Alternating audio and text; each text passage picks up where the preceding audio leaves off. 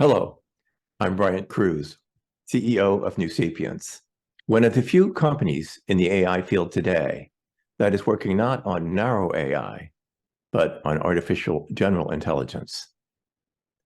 Today, I'm presenting session 4 of our course in synthetic intelligence, which is what we call our unique approach to AGI. Today, session 4 will cover fundamental principles of the technology.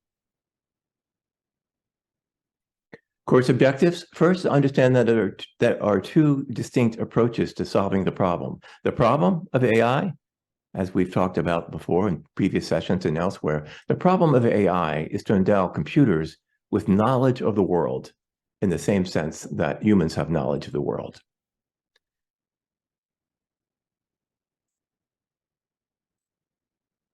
Second, we'll talk about epistemology, which is a philosophy, which is not normally what you think about when you think about AI.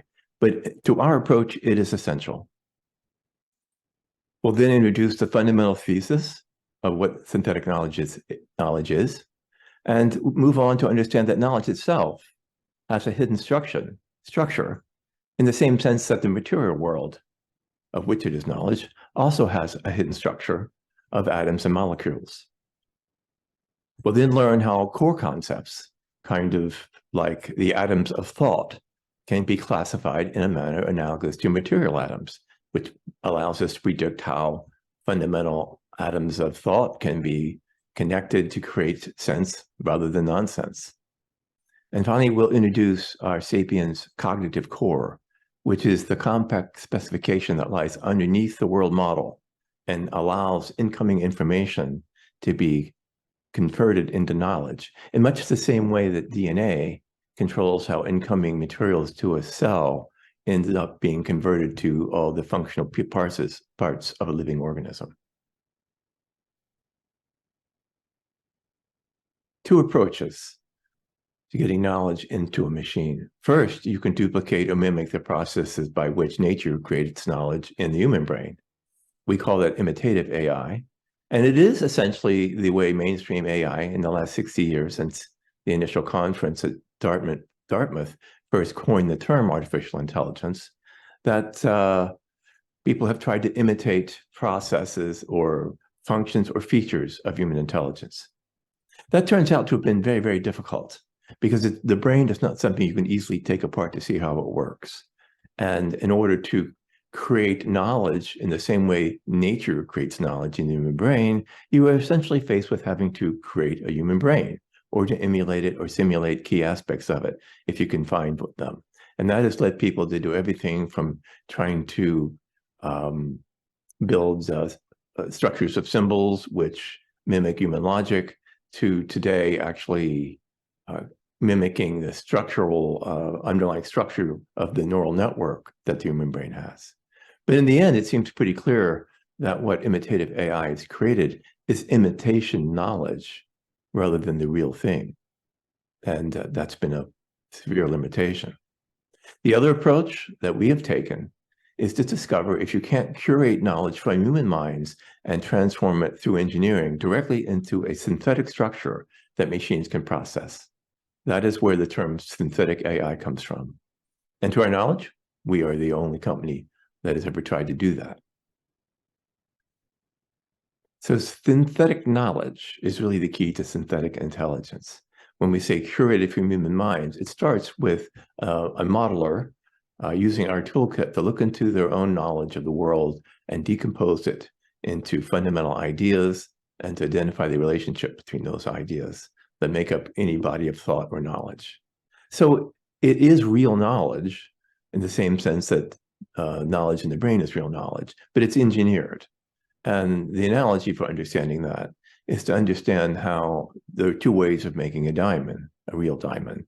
One is to use vast time and pressure the way nature does with deep under the earth, or the other way is to create a synthetic diamond, as you can do in the laboratory. And both are real diamonds and both have the same crystal lattice. So we are endowing computers with human knowledge, and that for the first time gives them something to think about. They become thinking machines. We call them sapiens. So a corollary to to that approach is that we're finding that from a standpoint of information processing, that is what we think of intelligence as processing about. In our own minds, we understand, although we don't know how they work, but we understand there's just processes of logic, of inference, of synthesis, of analysis, abstraction, pattern matching, many cognitive functional processes that make up human intelligence. But computers already do all of those things very well. So it's not wrong to think that computers have been smart all along, but they've been ignorant. Well, now we're giving them something to think about. And that knowledge of the world, in turn, becomes the key to understanding natural language, because natural language is not something that encodes or has knowledge inside. It is a communications protocol by which knowledge in one mind can be recreated in the mind of, or in the memory of a computer through a communications process. But you have to know what the words mean. You have to have pre-existing knowledge of what words mean before you can ever understand language. And the first thing we are giving our computers is enough knowledge about the common sense world to understand natural language. Epistemology. Here are a few quotes from a quantum computation physicist from the University of Oxford, David Deutsch. He made these comments back in about 2005 when IBM's Watson first beat Ken Jennings and other experts or Jeopardy champions. And at that time, that was heralded as a great breakthrough in AI. And Deutsch was skeptical. Here's this one comment he made: no Jeopardy answer will ever be published in a journal of discoveries. So Deutsch is very prescient here with respect to the overall academic community in thinking about AI, because he's saying it's about knowledge. And knowledge is not necessarily the same thing as getting the right answer to a question, because it's possible, especially as today's large language models are demonstrating in spades, it is certainly possible to generate an answer and even text that look like what a human being would write. And the answer may even be what a human being would recognize, but that's not the same thing as saying that it understands the answer or understands the question or understands what it's saying, or in fact has any understanding of the world whatsoever. Turns out that David Deutsch was correct. So epistemology is deep in our approach to AI. But the epistemology that we have arrived at is not at all like traditional epistemology. If you go back and study the philosophy for the last 2,000 years when people have been talking about this, usually it's been concerned about truth. And normally that focuses around the truth or falsehood of an individual assertion. Like you might say, the sky is blue. Well, how do you know that? So on and so forth. But we find out, we conjecture that our conceptualizations of reality, the ones that give us the greatest power, and that's really how we judge knowledge, right? That it gives us power over the world. The greatest knowledge to understand and control nature comes not from collections of facts, but from carefully constructed models. And these models are what we call scientific theories. And of course, a theory can't really be true or false, just they can be better or worse to provide a given utility. So this is a radical departure from epistemology, not so much from truth or falsehood, but on utility. And in the end, it has led us to focus on knowledge itself, on the nature of what it is, and whether or not it has a hidden structure of its own. So the greatest part of a person's practical knowledge is acquired by reasoning about new information that comes to you, mostly in the form of language, based on what people already know. So for machines to learn this way, you have to give them a core bootstrap model, similar to the scope that the knowledge of the human child possesses when they more or less mastered their native language and ready to go off and learn more about the world through language. We have succeeded in building such a bootstrap model in software. So when a Sapiens, one of our instance of our software, is first booted up, it already has some knowledge of the world sufficient to understand language and to learn through language. And this creation was the result of a very unusual, rather extraordinary journey of discovery and invention over many decades that it's been both inside and outside of mainstream AI, and also relying heavily on other fields as complex and practical as launching and operating spacecraft, to those as abstract and theoretical as the study of the hidden structures of knowledge and reality. Fundamentally, we see that knowledge has an integrated structure where each individual concept is composed of simpler concepts. So that then leads us to the conjecture of Democritus about matter, when he said that if you keep breaking things into smaller and smaller particles, eventually you get something that can't be broken up any further, which he called atoms. So if you can break down ideas into smaller and smaller ideas, eventually you should get to the atoms of thought. And our thesis is that you can identify those, and then you can classify them just the way people have classified material atoms, in accordance with their properties about which kinds of, how many different types of these, are they different classes of atoms, and will the different classes of atoms of thought control how they can be combined in such a way to make sense rather than nonsense. And it turns out you can, and we have. So this diagram is kind of a notional picture of what our classification table looks like. It's not really a periodic table, but it certainly has multiple dimensions. We're showing 2 of actually 3 or 4 dimensions by which we classify each of the core ideas. In fact, every idea in our model exists somewhere, either in these categorizations. The vertical ones are kind of like the shape of the parts. If you imagine a model as a jigsaw puzzle, which is a good thing to do because a jigsaw puzzle is in fact a model of something, it is composed of parts. There are about maybe 10 or 15 different shapes of the thousands of pieces a big jigsaw puzzle might have. They all share only 9 or 10 different shapes. There's the edges and the corners, and then there's these odd shapes with the lobes. And these lobes on the jigsaw puzzles control which ones can connect to which other ones. So these vertical columns are kind of the parts.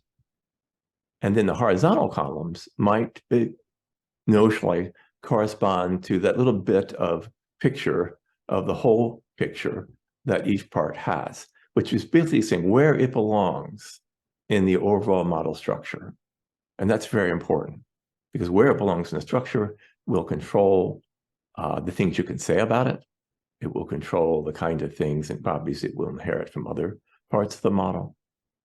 So the vertical ones are kind of like the difference between, say, a quality and a quantity, whereas the horizontal ones are more like different aspects of reality. For instance, the difference of a perception of something and your feelings about it, or your thoughts about it. Grammar and language, by the way, give no hint that there are these underlying structures of knowledge. So what does that mean in practice when you go out and apply that table of knowledge, if you will, to understanding language? Here's a simple sentence.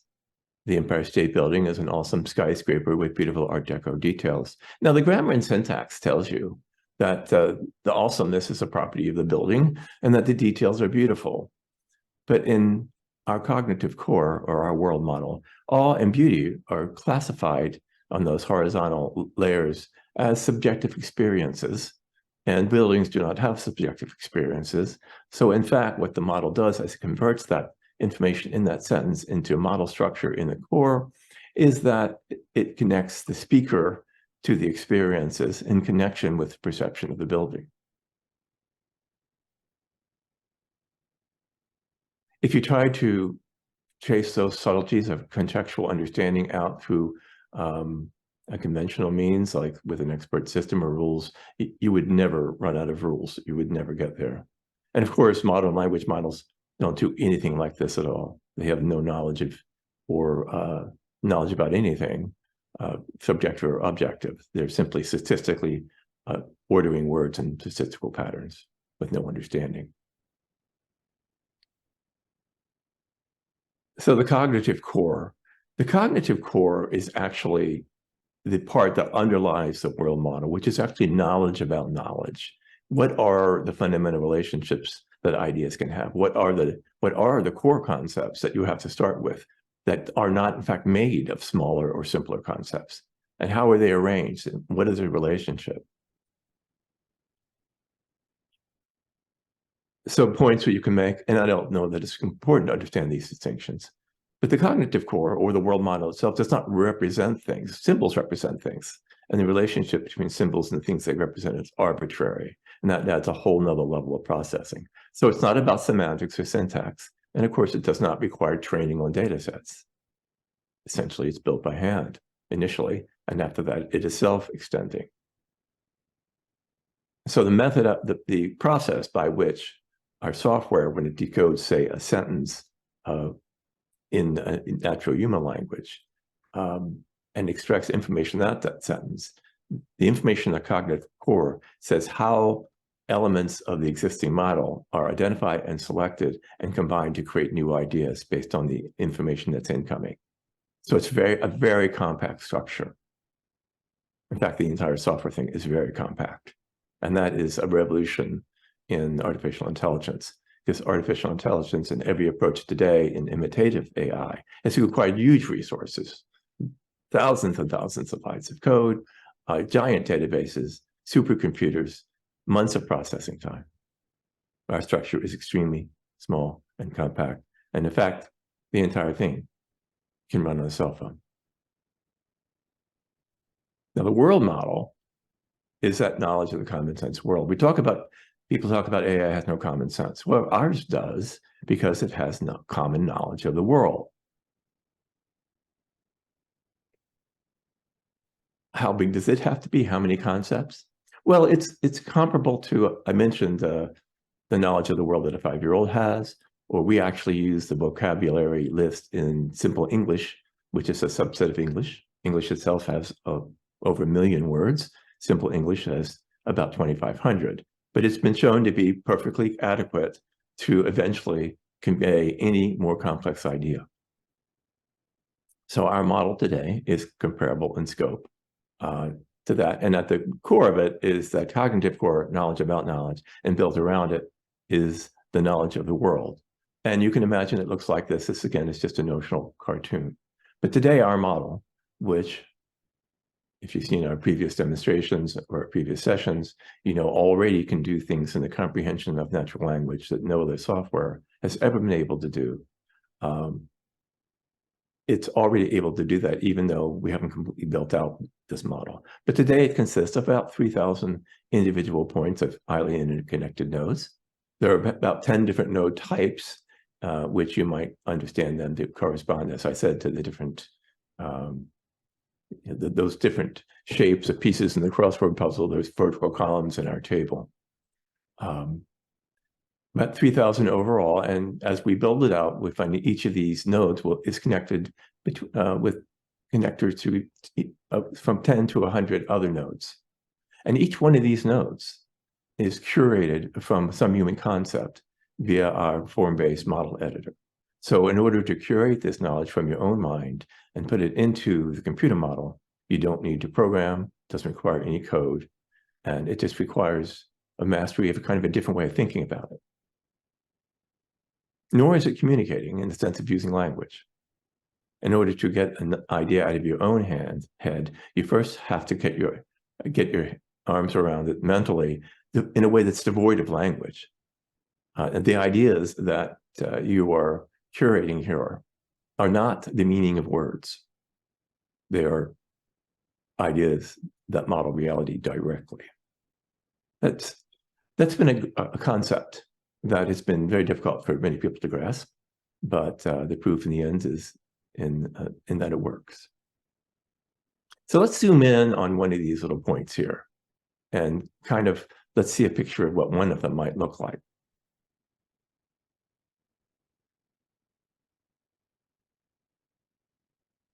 So here's one of these little nodes, which is like a molecule, and all of them eventually connected to everything else in every way. But this is the part type would be an action, and actions have certain fundamental properties that they all have. In this case, we have the notion of the actions, what we call subject, but what that really means, that's really a core idea. That means what kind of thing can perform this action, and then the object of the action is what kind of thing the object can be performed upon. The effect is what's the result of the action on the thing that is performed upon. And you can have multiple versions of this. In this particular case, it's saying that riding, you can ride vehicles or you can ride horses. Earlier version, of course, as we're building up the model, horses is more generalized to riding animals, and riding animals is a set of different animals, such that you can model that you would more likely be riding a horse in North America and maybe an elephant in India, so on and so forth. And then vehicles. And we can put markup or more information on the relationships themselves to say it's much more likely, at least in North America, that you would be riding a vehicle than be riding an animal. And all that kind of knowledge is very easily added into the structure. So this little bit of general knowledge about writing and what can be written is extremely powerful when it comes to processing language. Because if I came and said to Sapien that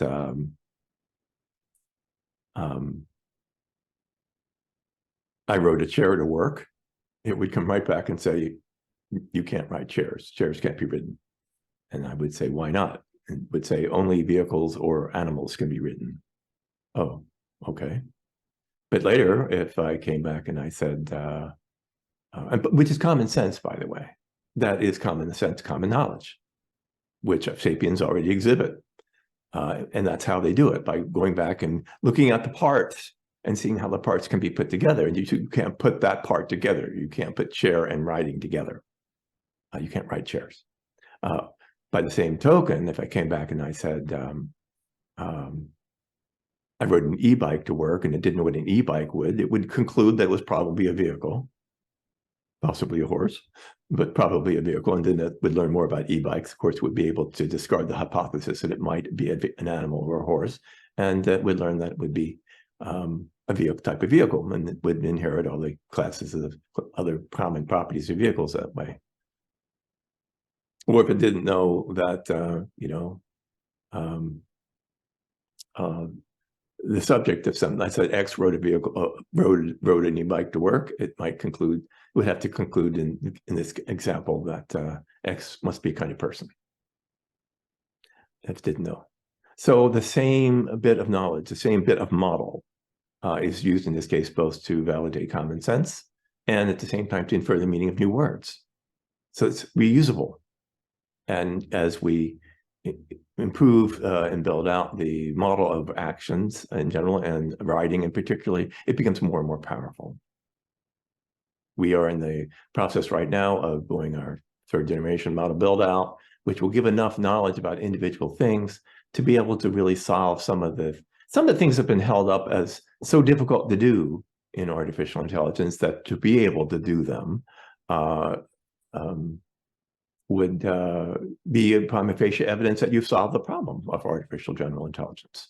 One of those is what's called a Winograd schema, which is a demonstration that you need to solve certain problems in language that you can't solve without actually having knowledge of the common sense world. An example of a Winograd schema would be the man could not fit the trophy in the suitcase because it was too large or too small? And then what was too large or too small? You would have to have a lot of knowledge about trophies and suitcases, or about the concept of what it means to fit, to really resolve that pronoun reference about what was it that was too small, what was it that was too large. Of course, humans do this quite easily because we know that in this case, we were saying that it's a relative thing, that's interchangeable. The suitcase was small, that the suitcase was smaller than the trophy. And the language is reversible. Based on this build out right now, what we already have, we plan to be able to demonstrate with our third level build out Winograd schemas within the next few months. So you put it all together, what do we have here? We have the knowledge, which is the core model and the world model, which provides templates for new knowledge. And that exists as an information structure that exists there in the computer memory. As we boot the program up, it's loaded the first thing. Then we think about that, think or process it with the routines that you can think of as intelligence, as we mentioned, inference, logic, analysis and synthesis, and all the other things that we do to, once we have knowledge to think about, which we can do to extend that knowledge, make it more complete, more consistent, and to build on it based on incoming information as you might get through the senses or through language. So that's the intelligence part. And then it runs on, quote, the brain or an engine. Our intelligence part, the MICA, we call it MICA as a language we wrote to process the model that we wrote. The MICA exists in such a compact state. It only takes up about, at this point, it'll grow, of course, modestly, several thousand executable steps. The model itself, I mentioned, it will grow also, but the core model that gives you the power of understanding languages, only about 3,000 nodes. And the whole thing, as I mentioned, will be running on a modern cell phone. Extremely compact, extremely different from previous approaches, other current approaches. And the platform is extendable. The basic core and the common sense model is an element to all Sapiens applications, but there's no limit to other things you can add to a Sapiens. You can add other languages than English. You can add other knowledge about other applications. You can customize the Sapiens itself as having a certain type of function, for instance, a caregiver Sapien or a virtual employee Sapien. So there's a Sapien model of itself and how it responds to the world. There's an applications model. There's models of devices that you can integrate directly into hardware, say the body of a robot. So it's completely modular. Everything you add to one Sapien can be added to another Sapien. It's infinitely customizable. And again, that shows the generality of knowledge. Knowledge is general. Data and information are not general, not reusable. That's why they require so much code and so much computing power if you try to solve a problem on the basis of data and information. And that includes statistics, which are basically data science. You're working at the level of data. And that's tough. It requires lots and lots of sophisticated code and computing power. So we've taken to the next thing, thinking machines. We've given them something to think about, knowledge of the world.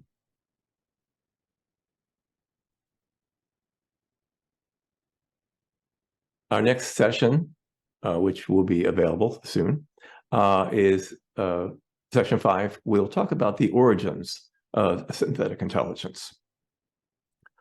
Basically, where did these people come from? How were they able to do it when nobody else is taking that?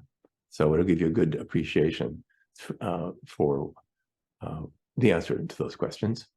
In the meantime, please check out our online resources to supplement the material in this course. Our basic website, newsapiens.com.